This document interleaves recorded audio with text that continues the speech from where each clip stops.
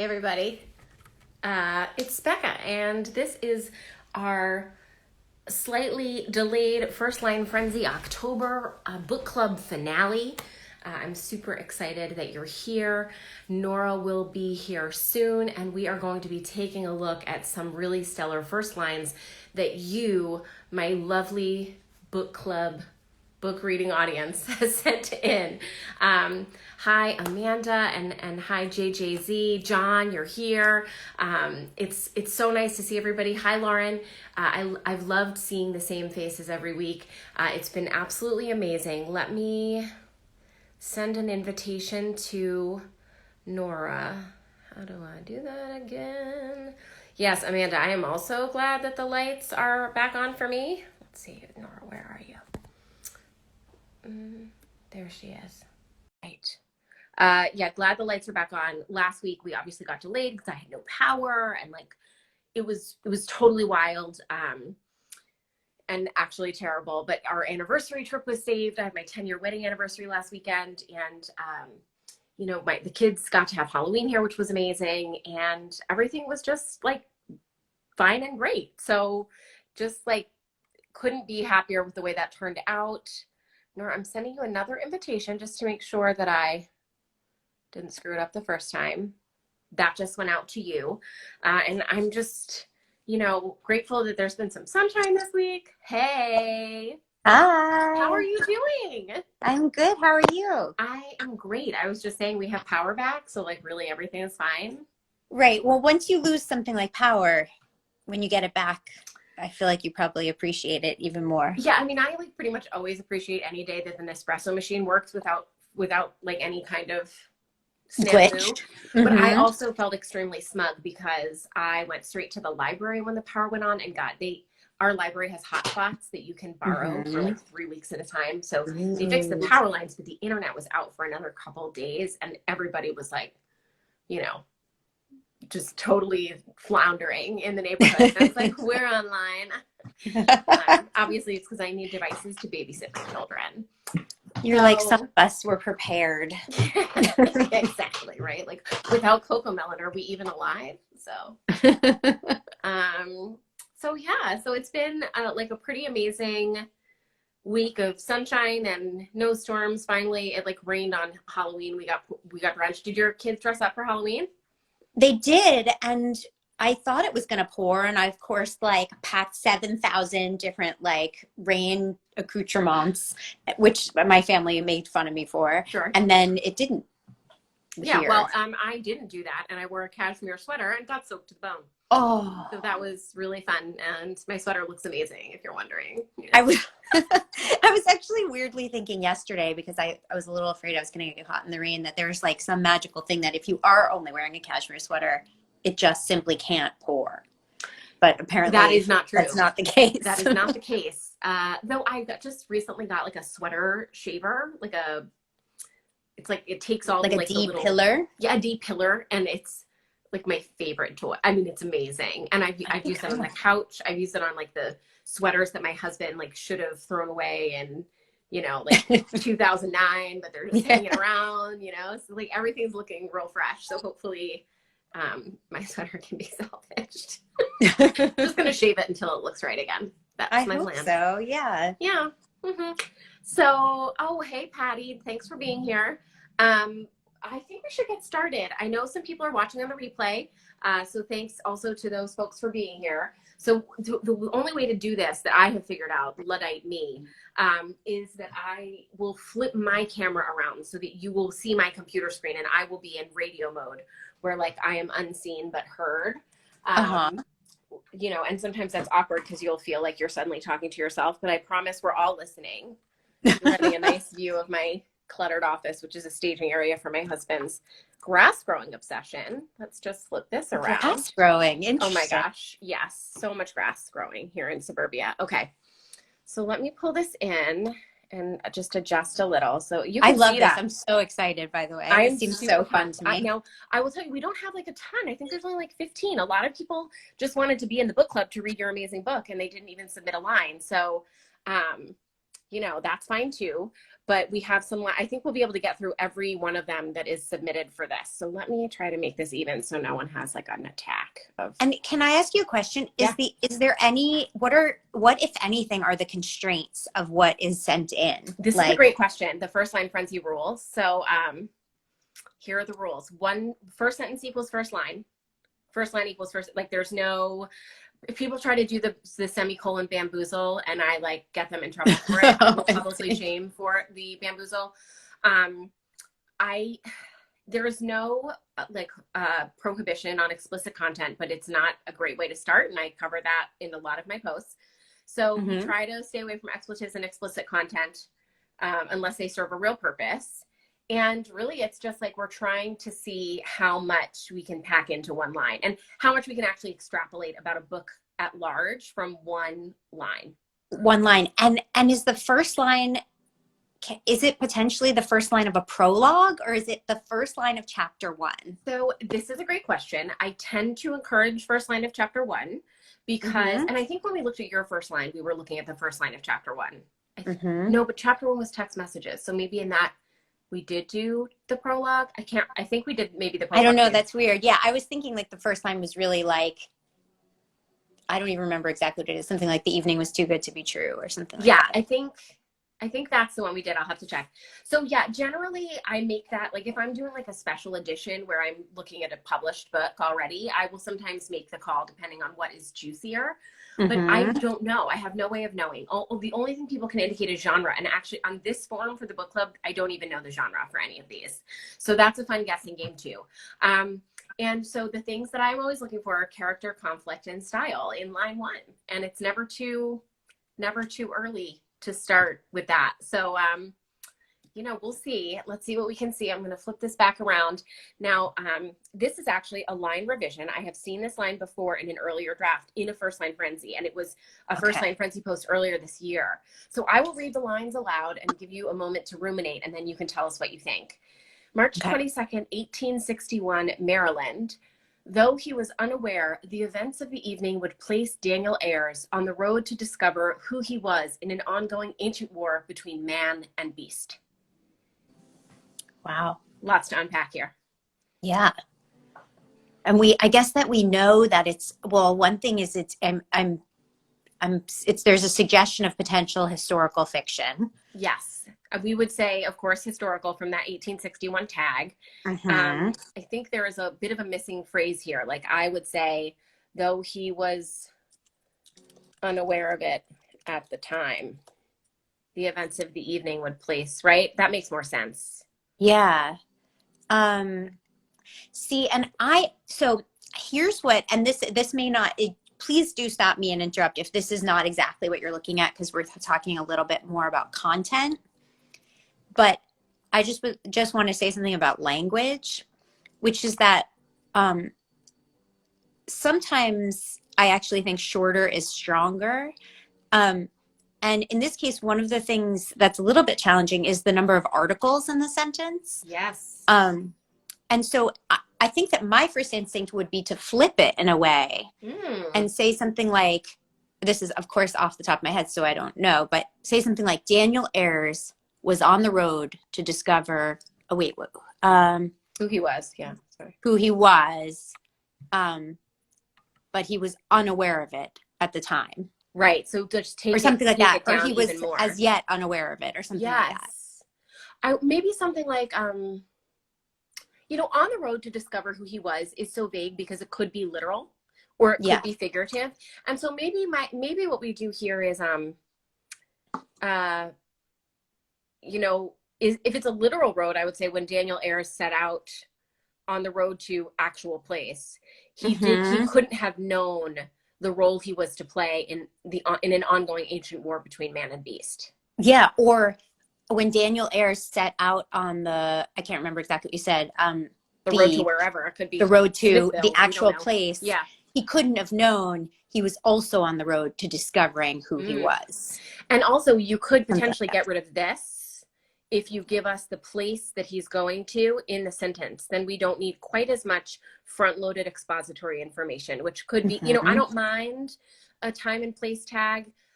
The time and place were previously integrated into the sentence, and it was a real quagmire. And so that was a positive change, I think, to take advantage of the novel form. But certainly, I think this could be a little pithier. And again, on the road to discover who he was, I don't know, on the road to discover, it can be many things. And in a first line, we're not looking for many things. We're looking for one thing, and that's a compelling first line. Right. And also, I'm not sure. I just wanted to say one last thing, which is I'm not sure, like an ongoing ancient war between man and beast is such a giant sort of concept, and the notion of Daniel is small. So in some ways, I would not have those in the same sentence. Yeah, it's like he's just such a tiny. It's a real David and Goliath moment, right? And like I would maybe, so that you could present the idea of him sort of on the road to X actual place and also discovering who he was, and then present something like, and who he was key to an ancient war between whatever it is, Yes, absolutely. I think that makes a lot of sense. Okay, and we're gonna scooch ahead to the next one. Good job. See, this is you're no longer a first line frenzy, like new virgin. You're officially experienced. I still feel a little bit in the weeds, but I'm gonna keep going. I was 6 years old when I saw my best friend die for the first time, but back then I didn't understand the reset. Wow. Right? Interesting. So I'm going to just briefly get in here with the grammar and say, this is a mistake I see very often. We only hyphenate age when it's used as an adjective. So my 6-year-old sister is hyphenated, but my sister was 6 years old is not. So this should be that. Okay, everyone. So when in doubt, you have to look at how the age is functioning. Here, it's a state of being. I was 6 years old. It's functioning as an object. And so for that reason, it does not need to be hyphenated. I feel like, I just want to say, like, this is sort of an unusual situation because you're also sort of being given a single sentence to try to present an entire concept, which is a difficult challenge in itself. Mm-hmm. But what I was going to say is this gives us a lot of information about, I think, like what kind of book it's going to be. We know that there's going to be like a fantasy element or some kind of, sort of magical element. Yeah. And we know that it's going to be called The Reset. And in some ways, to me, this is too much information for one sentence. Like I have a tendency to write from a place of anxiety sometimes and just try to like tell everyone everything about what's coming at the very beginning. But I think it's sometimes okay to tease it out. And in some ways, to me, the stronger sentence would be right exactly. Yeah. I will say Shelley suspects in the comments that this is YA. I believe you are right. This is also a sentence I'm familiar with that I've seen before. So I agree. This is a lot of information. And I think from a pitch perspective, it works. Like in a query letter, this might be really functional. Yeah. Such and such character was at 6 years old when so we don't do queries in first person, my friends. Never be cute in a query. It's a business document. But as a pitch, this sentence could be easily adapted. But I agree that I was 6 years old when I saw my best friend die for the first time is super compelling because it implies that there were subsequent times. And so, in some ways, everything that comes after this conjunction right here is redundant. And we do want to avoid redundancy. I also believe in the power of a short sentence. Have you read several short sentences on writing, about writing? No, I haven't. By Klinkenborg? No. Then you get to say, I read this book by Klinkenborg, and it's wonderful. Well, I do want to say that. Yeah, of course you do. It's a great book. It's really, really good. And it champions the short sentence, and it's so refreshing. It made me hyper aware of in my writing when I am writing to reiterate myself and why I should instead trust my reader to be, to be an intellectual who can understand things the first time. Who likes being told something more than once? Not me. Okay. Yeah. I'm not comfortable around people, which may seem odd since I'm a therapist, quite a successful one, so they say. This M dash is throwing me for a loop-de-loop. Yeah, I understand an M dash obsession because I'm a little bit of an addict myself. I mean, who among us can say they've not fallen prey to the siren song of the M dash, the problem solving heavy duty mark of punctuation? I mean, again, this feels like a lot of information. Yes.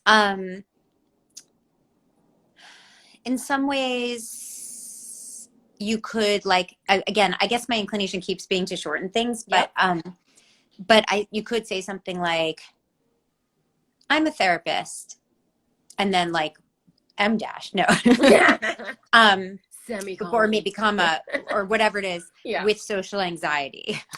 Right. Or even That might seem absolutely. Like as a therapist with social anxiety, or I would almost even, this is just pure telling, which is also part of the problem.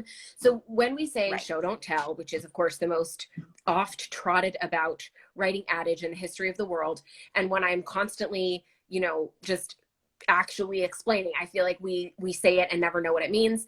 But what it means is that instead of saying I'm not comfortable around people, show me a appointment ritual, such as, like, I would love to know how this therapist copes with that social anxiety, and opening the lens on a specific coping mechanism is number one, sort of meta because it's therapeutic and could be something that she herself, like, I don't know, maybe revealing that she's a therapist happens at the end of page 1 or something. I was just thinking that. What I was just thinking is, even if you wanted to open with the I'm not comfortable around people, period, it could then be like descriptions of various coping mechanisms. Like you said, when I go to a coffee shop, I X. When I do this, I X. Yes. And when I have a client coming to my office, I X or whatever, maybe a hint at it.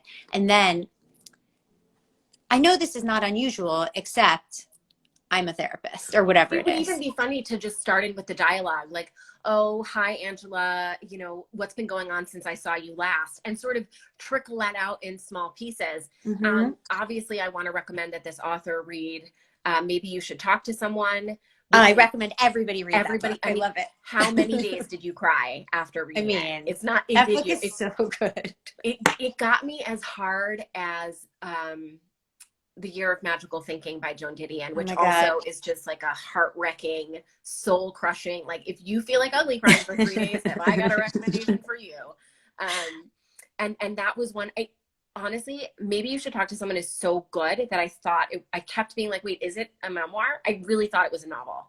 Well, and the other thing that's amazing about Maybe You Should Talk to Someone is that it breaks all these rules that you think that therapists like aren't allowed to break, because she's gotten permission from all of her actual clients to talk about these actual scenarios in their lives. It is like so fascinating. It's such a behind the curtain.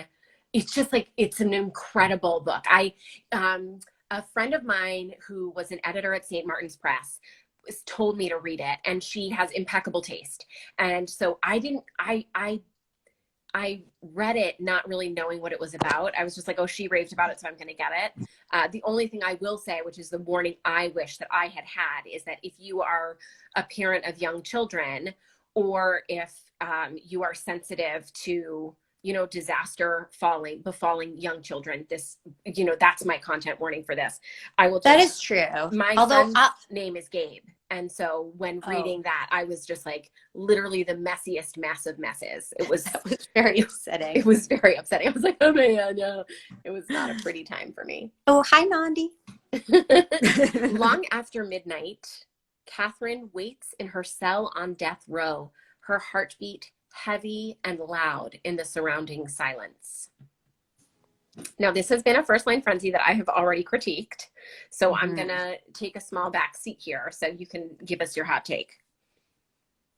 Okay. Well, no my first, no. Honestly, I mean, I'm never going to be an expert like you, but this is so fun for me. You've written books. You are It's like a puzzle. Yeah. So my first thought is that long after midnight is a slightly, it's a slightly jarring phrase to me. I guess because I don't know what it really means.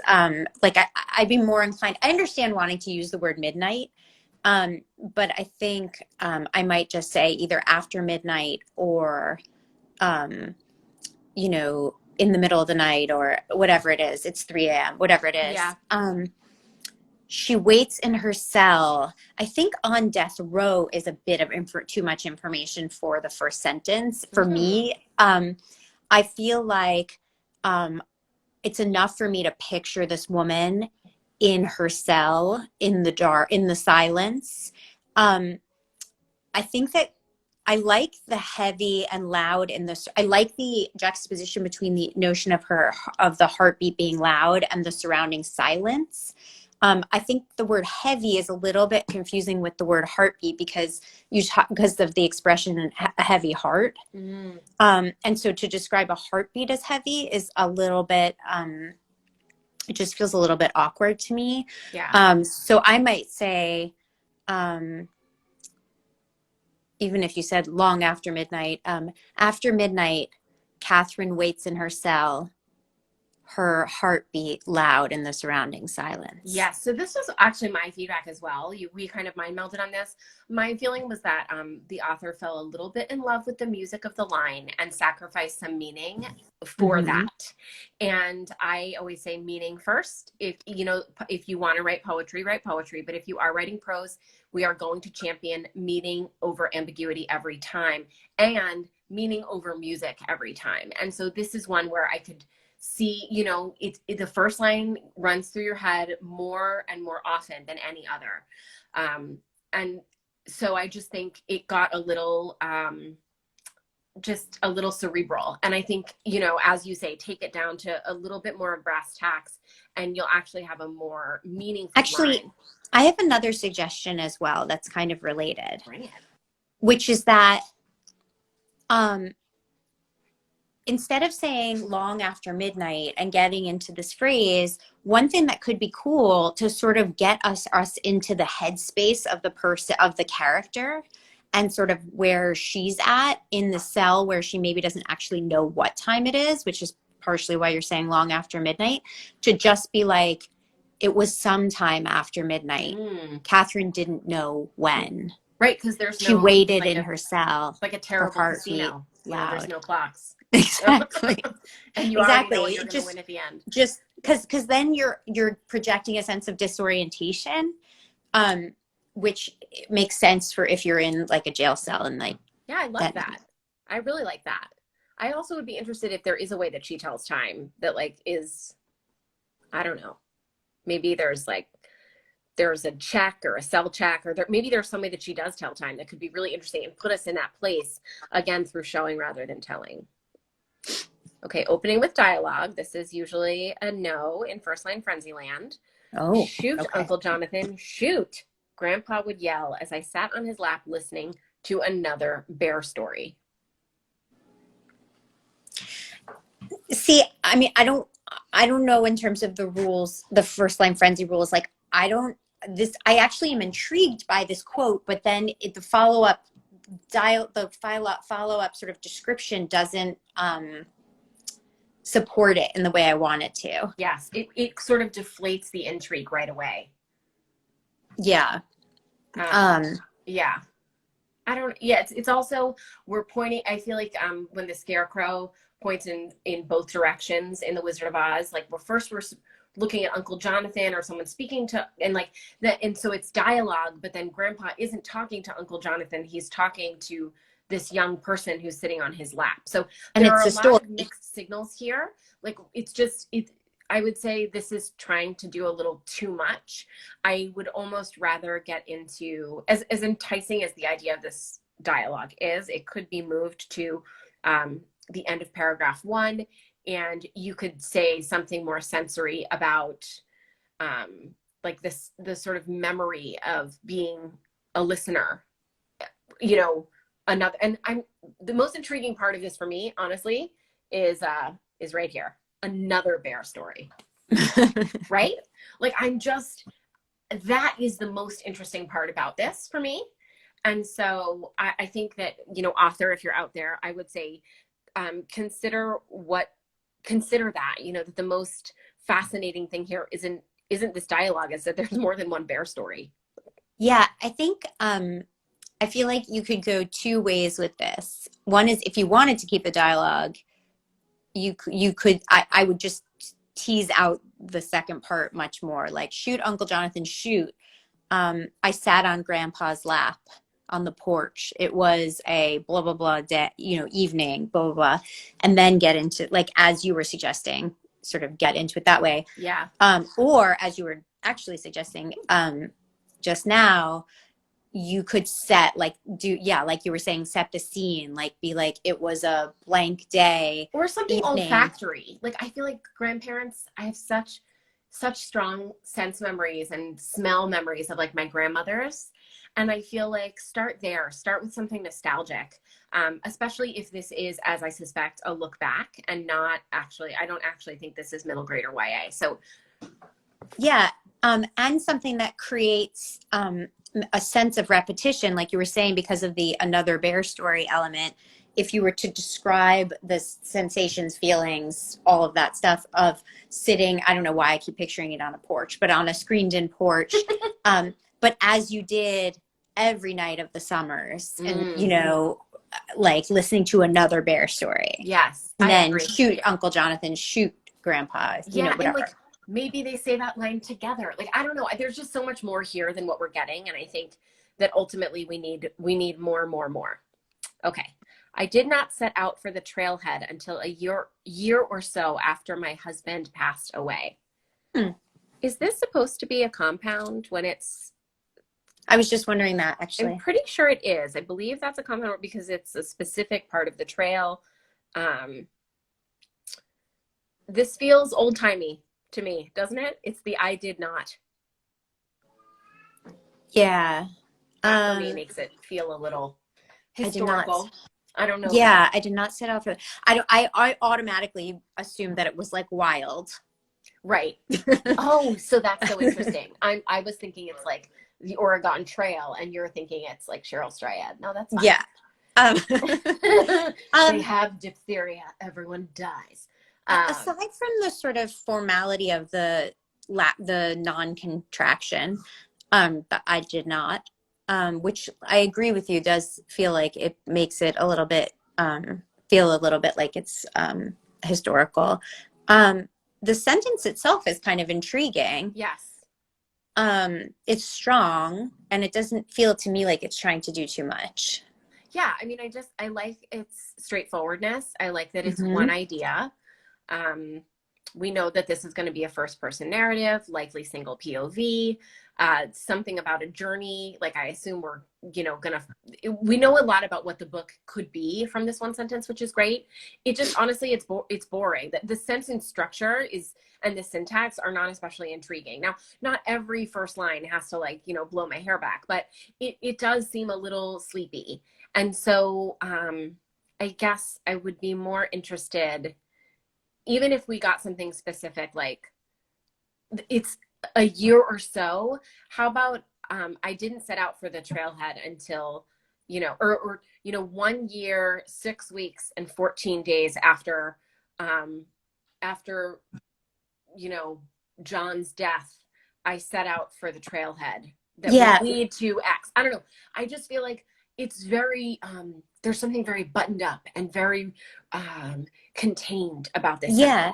I think that there's a couple tiny tweaks even that could be made that would strengthen, sort of make it more dynamic. One is exactly what you said, which is the year or so, which feels just a little bit like a little vague. Yeah. And then the other is saying passed away instead of died, or my husband's death. Yeah. I think that's clinical. Like, I think it's a death or died is like a stronger, more emotionally impactful word. Or version of saying that, so it feels less passive. So even if it just said, I didn't set out for the trailhead until a year after my husband died, like that would already be like a stronger.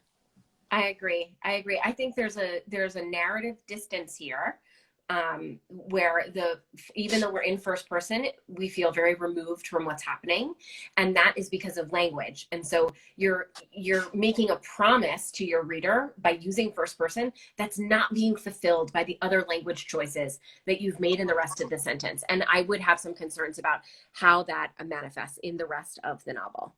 I do like the word trailhead, though. I I'm do too. intrigued by it. Very specific. It's like Zamboni. It can only mean one thing. I love words like Right. that. Okay. Losing the midsummer archery competition like this, Bruna decided, stung worse than the day a wyvern barbed her right in the gut.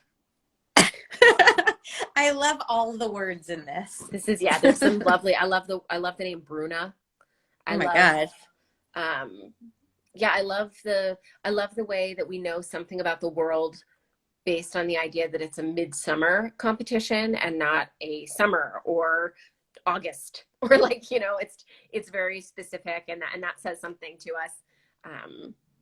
Yeah, I quite like this. It's a lot, but I think it's doing some good heavy lifting. Yeah, I mean, I think that the only like edit I might make to it is I might move the Bruna decided. Like I might say something like for Bruna, losing the midsummer archery competition like this stung worse than the day. Yes. Or I might just say, well, maybe this doesn't work if it's third person, but you could, I thought that was a good edit. or you could also just say losing the midsummer archery competition like this stung worse than the day a wyvern barbed her right, barbed Bruna right in the gut. Yeah, that doesn't really work. No, I liked your first edit. I think that the Bruna decided is oddly placed. Again, I think this comes down to narrative distance. So not to be a broken record, but the promise that you're making to your reader here is that we have a third person limited narration. So the narrator has enough privilege to understand Bruna's feelings. And for that reason, you are suggesting that there will be closeness. But Bruna decided is this big like doorstop in the middle of the sentence that says, we're not actually close. We're a little further away. That the decision making isn't implied or implicit. It's just something that we have to tell you. But it's not actually something we need to be told. It's almost filtering language where we draw attention to the use of the five senses. So I think, get rid of that or just replace, find a different way to articulate Bruna's name, which we love, and which feels, I don't know, Scandinavian. What I don't know. I don't know Viking? what a wyvern is. Is that a made up thing or a real thing? I don't know. It's got Brunhilde vibes, but like not quite that much. I love it. I don't know, but I definitely want to read this book. See, my 3-year-old daughter has just discovered Brave, and she's now pretending to like constantly hold a bow and arrow. So it's all coming up roses. Okay. Anyway, that's part of why I like that sentence. Sunday night dinner at her parents' house was making Ellis Bourne a little crazy. So I believe I have also given feedback on this line, maybe just a couple weeks ago.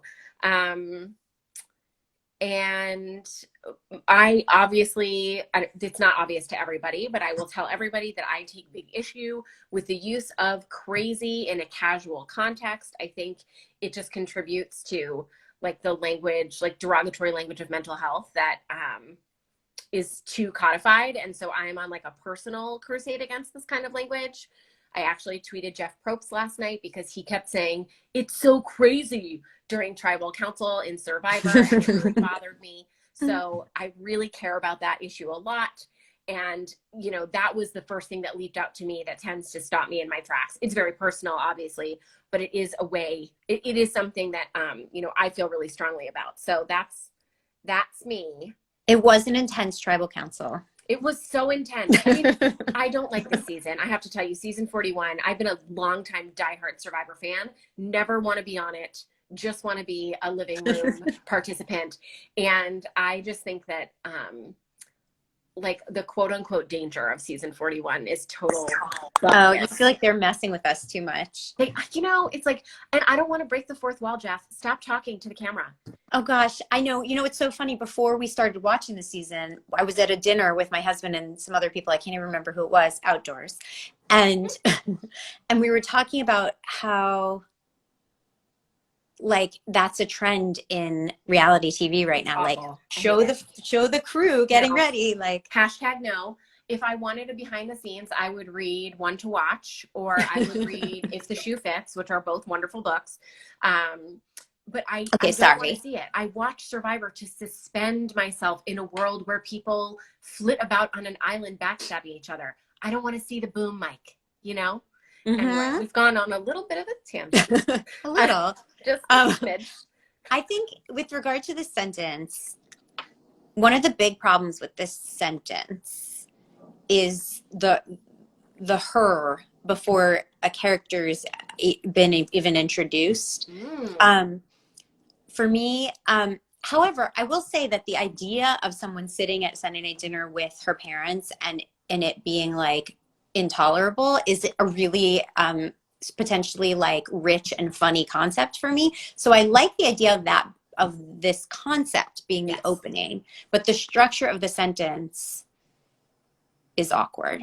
Yes, I agree. I would love to be at the table. I would love to be shown what is intolerable and frustrating and or funny. Like what does part of the reason I don't like crazy, other than the fact that it's derogatory, I it is so vague and it doesn't have meaning that signifies beyond its actual parlance in mental health. And so like what does it mean? I mean, what about it is crazy making? Like, is it because her mother is constantly nitpicking at her, or is it because someone's throwing food, or is it because everybody's talking over each other? You could show us why the situation is making her feel a certain way instead of telling us about it. And yeah, and I think that even, I mean, I feel like I'm a broken record because I keep wanting to break up and reverse the sentences, but I think even if you wanted to use something in the vein of this as the beginning, that you could break it up by saying something like, Ellis Bourne was losing patience, period. Sunday night dinner at her parents' house was always challenging, but tonight was next level. Ooh, and then start describing even that it. sentence, that the second sentence would also be a great first sentence. Sunday night dinner at Ellis's parents' house was always whatever, but tonight was, an X and Y sentence where we know what the norm is, we establish the norm, but we quickly disrupt it with something, different. So I think, again, this is the right moment. It's very relatable. It's really intriguing. It's voyeuristic. It's just the wrong moment. And the sentence structure is a little boring. So I think there's potential to the idea, but the execution needs work. That's my Gordon Ramsay feedback. Except then if you were Gordon Ramsay, you would yell it. That we're just swinging in another direction here. Quinn understood the power of his farts. Like I said, we're in. I have no notes. It's perfect. Part of the reason that I chose this is because we're both moms, and I feel like I hope this is fiction for young readers. Mm-hmm. When my 8-year-old reads about farts, he is just on the floor giggling like a loon. He absolutely, it feels like that's potty language. It's kind of not super allowed. It's not polite. And I think it absolutely delights young readers. And I genuinely think the sentence is perfect. I think it's perfect too. And actually, the only thing I would say is that you better back it up. Yeah. The rest of the book better be just as funny, and also hopefully about a little bit more than that. But you know what I'm saying? It's got big Timon and Pumbaa vibes, clearing the savannah. And I'm so interested in what happens next. And I know that my young reader would be absolutely hook, line, and sinker, in to find out. This almost feels like a Diary of a Wimpy Kid moment for me. Totally. Yeah, and obviously, regardless of what I think about those plot lines or that language, it has my kid reading constantly. So yeah, no, totally. And I feel like actually my daughter's reading Tales of Fourth Grade Nothing right now. Yes. But also I don't know if you guys have done Max in the Midnights, that graphic novel. We haven't yet, but we will. If you haven't, I can't recommend it enough, but this feels in that vein as well. Excellent. Actually, what we just read, which was a real throwback for me, was from the Mixed Up Files of Mrs. Baisley Frank Wilder. I want to read that so badly to my daughter. I started it and she was bored, and I was like, is it hold up? I think about that book all the time. My husband and I were away for our 10th wedding anniversary this weekend, and we visited the Newport Mansions. We toured the Marble House, which is one of those big, 19th century mansions that just blows your mind. There's 500,000 tons of marble in that house or something like that. My God. And I always think this is what, like, where would I run away here if I were in the mixed up files? Like, I really think about that often. That book is one of my favorite books from childhood, hands down. Also, I need to tell you that it was also my wedding anniversary this weekend because you and I are soul twins. Was it the 30th? Were you married the day before Halloween? No, we were, I guess actually it was Monday, to be fair. It was we were married the day after Halloween. We can still be twins. Did everybody make jokes about coming to your wedding in a costume? Well, our rehearsal dinner was on Halloween. Yeah, okay, that's fair. You know, we were supposed to do a haunted hayride for our wedding party the night of our rehearsal dinner. And then there was a blizzard the night before. This was way back in 2011. And was that when we were married? Yeah, 2011. Hashtag math.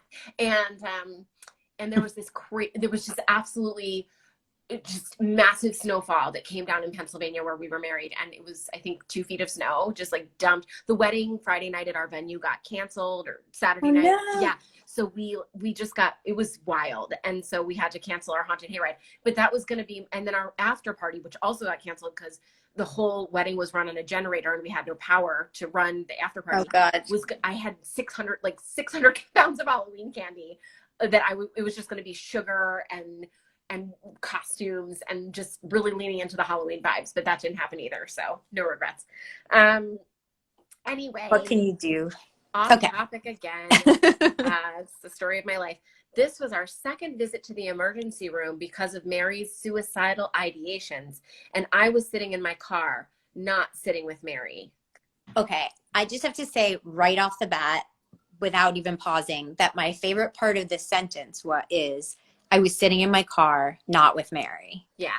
Not sitting with Mary. I would almost open with that, because that to me is like maybe not in that exact phrasing, but yeah, that to me is like so intriguing. I'm like, what happened? Why? Like, who's Mary? You know, why should you be sitting with her? Like, why are you waiting in your car? I just feel like that is like, it opens up like so many avenues. Yes. Ironically, it opens a door that we would assume is closed in the car. I also think that this is our second visit. I don't know. I'm really intrigued by the idea of this wasn't our first rodeo kind of thing, straddling that line between compassion and irritation, which often plagues those who are in families with people who are suffering from mental illnesses. And that is a really raw, honest feeling to have. And so I think we could get in there more. It feels very what we call in First Line Frenzy Land a fact cake, which is a cake that says something like, tomorrow you will be my wife, or it's your birthday. The first part of this sentence really feels like a fact cake. It's our second visit to the emergency room and the diagnosis is suicidal ideations. It's just a little too newscaster fact cake for me. Yeah, that even if you didn't want to open with, I was sitting with my car, not sitting with Mary, you could open with, as you were sort of suggesting for some of the others, like, lights were flashing, as the ambulance, as another ambulance pulled up, I opened my window, the air was cold, give us like a sense of place of the parking lot of an emergency room. Yeah, kind of draw us into this. So again, a really interesting place to begin. I'm interested in the emotional life of whoever this is, but I don't think that this is exactly the right way to go about drawing us into that emotional experience. Boop, boop. A year to the day of his twin brother's disappearance into the vast blue, Jason Keown, his family and mourners dressed in white, gathered on the beach for Nathan's celebration of life and not his funeral, as his mother had promised. I'm slightly winded after that very long sentence. I want to just start by saying, please do not weirdly spell every possible name in your book. Jason has an O in it, and Nathan is often spelled with a second A, not an E. I just don't make things hard that aren't hard. What is this? Is this maybe someone knows. Is this a thing that's happening? It's very strange to me. Maybe it's like a Scandinavian version of Jason or something. Yeah, well, that's what I'm saying. If it's cultural, fine, but it feels a little belabored to just slightly misspell things. I don't know. That's a real YA vibe for me that I could do without. Yeah, I hear you with that on names, particularly. It's sometimes it's tempting to get weird with the names, but it also can like sort of pull readers out of it because Mm-hmm. they're like it doesn't feel real. Um, I want to say that by the time we got to Jason, his family, and mourners dressed in white gathered on the beach, I had forgot. I was like, wait, what was the beginning of the setup again? Mm-hmm. Like I'd already lost it. I like the idea. The thing that I really like about this, of course, this is not surprising considering competitive grieving. The thing that I really like about this and rings true to life for me is the idea of a celebration of life and not a funeral, and like a mother's insistence that it be considered a celebration of life. That's very real to me and a very particular point of view. The one thing is I'm also not the sentence itself though is like way too much, and I'm not sure if he's saying that the mother promised a funeral and was now doing a celebration of life, or if the mother was like, this is the celebration of life as I promised it would be. I think I agree we're getting super lost. I want to pause and say hi to my father-in-law who just got on this live. Hi, Dad. Hi. So for me, the most interesting part of this is Jason was at his twin brother's celebration of life and not his funeral as his mother Mm-hmm. insisted, right? Mm-hmm. Like disappearance into the vast blue, push that right off a cliff. A year to the day, again, that's a detail that can come in later in paragraph 1 or page 1.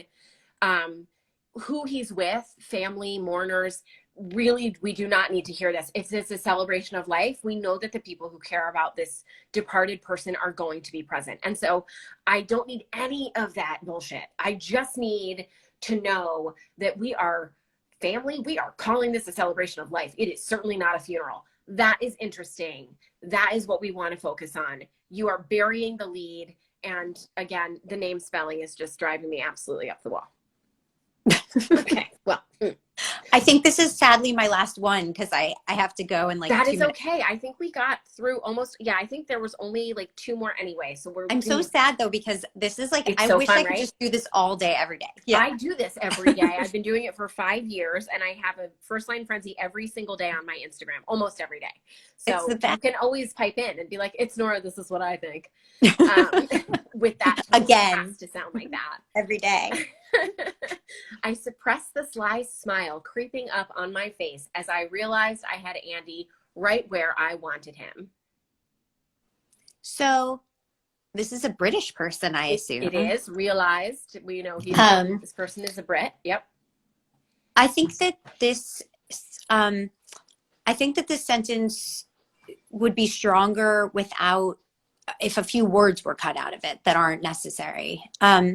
I suppressed the sly smile on my face as I realized I had Andy right where I wanted him. Even just that, it feels stronger to me. Well, for me though, where the hell else would a sly smile be? Right. Like I would say on my face is totally redundant. It's like when people write, I nodded my head yes. Well, only one part of you nods and it only means one thing. So like we don't have to do that. I suppressed a sly smile when I realized I had Andy right where I wanted him is plenty. And we're intrigued. Where did you want him? What's about to happen? You're not putting that smile somewhere else. We don't need to know that. Yeah. Don't be alarmed. I'm going to flip my camera back around. It's me. So thank you so much for doing this. You were my first ever book club author, and it has been a gas. I cannot thank you enough. I mean, obviously, anytime that you get to not only promote your book, but also like actually talk to somebody who's like an expert about the various different elements of it, like the only person in the world who might be as interested as I am in it. It's a huge gift, but getting to participate on these IG lives and like work with the sentences and hear about what people are thinking, like has been so fun. And I've loved it so much. So I cannot thank you enough. It has been my absolute pleasure. I've looked forward to this every week in October. It's been wonderful. I hope everyone will continue to, stick around for Monsoon Mansion next month, which is a really, again, another memoir that it reads like a novel. It's just amazing. And Sanel will be, dropping in and doing a critique with us. But this was just amazing. And I've heard from so many people that they're just so happy to have found Competitive Grieving, and they're going to be gifting it, which is great. Thank you all. I want to remind everybody that there is going to be a book shortage. It's already happening. So if you do want to get your hands on a copy of this to gift for the holidays, which I definitely recommend you do, maybe also with a box of tissues, you're going to want to order it now. And try to order it from an independent bookstore. Your local independent needs your custom. Yes, thank you. Yes. Buy multiple copies from multiple people. Are there signed books somewhere in your local that we could order? There were at least signed books at Books Are Magic, and also at oh my God, Terrace Books, which is in Brooklyn as well. And also at Word Bookstore in Williamsburg. Those three should have. So okay, excellent. Thank you again. This was thank amazing. You guys so much. You're a great first line critiquer. Don't let anyone tell you different. Oh, thank you. I'm learning from you. The best. Bye, guys. Bye. All right, everyone. Thanks again for being here. You know what? I am going to get back on and do the last few lines. I think we only have 3 more, and I just don't want anybody to miss out. So if you can stick around for another few minutes, I'm just going to finish up with these last lines, and I'm going to flip myself back around here. How do I? Boop. Okay. One day this will be less challenging for me, but that day is not today. All right. So I'm going to pop over to this next one. I have no business being a nurse. I find this really intriguing. I think this is, it's just such a funny way to introduce someone's profession, especially a profession that requires significant qualification, right? Medical qualification. So I think it's kind of hilarious. I don't know. I think it's funny and intriguing. It's not belabored. It doesn't try to do more than what it sets out to do, which is be a little wry, be a little funny, and really just draws into the question of why, why you have no business being a nurse. Are you underqualified? Are you actually a murderer? Do you hate people? I just think it's really great. And so, yeah, I think this is a gold star for me. I wouldn't change a thing. Well done, you. Strangers, storefronts, and smells blurred by as I panic ran through downtown New York City. Okay, so smells cannot blur by, right? Blurring by is a visual input, and smells are not. I guess in some ways, yeah, and it doesn't even work because if you're running through downtown, I don't know, whatever. A smell can't blur by. This is, that's just a linguistic thing that just does not exist. I lived in New York City for a long time, and the experience of sort of making my way downtown, just moving through downtown is really specific because once you get into Soho, there's cobblestones and random side streets, and there's luxy storefronts, but then also just kind of random smoke shops. There's so much life and unique stuff in downtown New York, to use this very specific, very professional word, that I want more specificity. Strangers and storefronts and smells. You keep your alliteration and instead give me something really specific. How many times did you trip on a cobblestone? Or did you almost run smack dab into a glass door from one of 7 Apple stores you passed in the last, 10 minutes of panic running through downtown? I think there's more here. And if this is a book that takes place in New York, I want to feel the city from the get-go. Obviously, we just had Nora on the call. Competitive Grieving is a New York book, and you feel the city in a very real way. So to the author of this, I would say, I hope you enjoyed reading Competitive Grieving. I want you to think about how Nora brought the city to life in that book and try to do that. because I just feel like this lacks a certain amount of immediacy that New York always has. Okay, I'm getting to the last one here, my friends. My favorite sister got lung cancer the way some people get smashed by cars, even though they looked both ways. I actually gave feedback on this line some time ago in my daily First Line Frenzy post, so it is somewhere in my grid. My feelings, if I remember them correctly, because I'm feeling them again, were that you can avoid getting smashed. You can try to avoid getting smashed by cars by looking both ways, but you can't try to avoid lung cancer the same way. I mean, you can not smoke, but plenty of people who don't smoke get lung cancer. So I just felt like this was a an idea that isn't quite baked through. Yeah, John, you remember it. Okay, you do too. Okay, good. So I'm not losing it. I've definitely given feedback on this, but it doesn't line up. You know, this isn't a closed circuit idea, because these two things, getting lung cancer and getting hit by a car, don't have enough in common to warrant this this connection. Okay, Lauren remembers too. I would also say that sometimes I get the feeling that people are trying to recreate the idea made quite famous in John Green's The Fault in Our Stars, where like something about, I fell in love the way you fall asleep, slowly then all at once. You know, I'm sure I'm badly paraphrasing that line, but it was this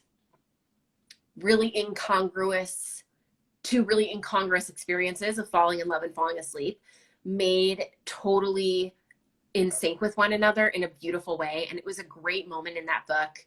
And it's a total gut punch of a line, and it's beautiful. But I often feel that people are trying to make that happen, and it doesn't work a lot of the time. You know, that's a really hard trick to pull off. So I would say, you know, this could use some refinement. I might have given better suggestions when I did the static post on this. Okay, I'm coming back on the screen. Don't be alarmed. Whoop, here I am. So those were all of the submissions for this round of the First Line Frenzy Book Club. I cannot say enough about how grateful I am for all of you who stuck it out with me the entire month of October. It has been amazing having you and just being in touch about competitive grieving and about everything else. You are welcome to submit a different first line for November's First Line Frenzy Book Club, which will resume, or rather commence, next week. We are on a little delay because of my power outage last week. So that's it for me today. I'm so glad you could be here. I hope you've loved competitive grieving, and I do hope you'll share it. You know, the best way that you can support artists and authors is by buying their books and recommending their books and being vocal about the books that you love. So that's it for me. I'll see you next week. I will be making some announcements about times and dates for the November FLF Book Club. And until then, get reading on Monsoon Mansion. I have my copy right here. Get your Monsoon Mansion. This is the paperback. Really, really lovely cover. Just gorgeous. So get it, read it, come back here and talk to me about it. And I'll see you soon. Bye, guys.